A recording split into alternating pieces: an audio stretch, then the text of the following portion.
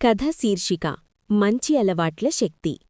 ప్రతి సాయంత్రం గడియారం 6 గంటలు కొట్టగానే రియా తన స్కూల్ బ్యాగును తలుపు దగ్గర పెట్టేది. చేతులు కడిగి తన చదువు టేబుల్ దగ్గర కూర్చునేది.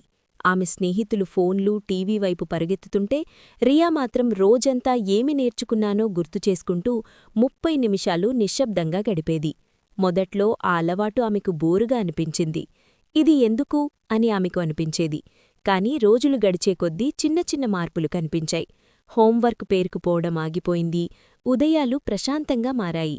అలారం లేకుండానే కొంచెం ముందే నిద్రలేచి బాల్కనీలో ఉన్న మొక్కలకు నీళ్లు పోయడం కూడా ఆమె అలవాటుగా మారింది. ఒకరోజు క్లాస్లో టీచర్ ఒక ప్రశ్న అడిగారు.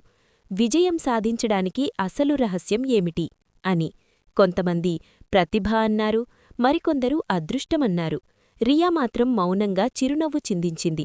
ఎందుకంటే ఆమెకు తెలుసు, విజయం ఒక్కరోజులో రాదు.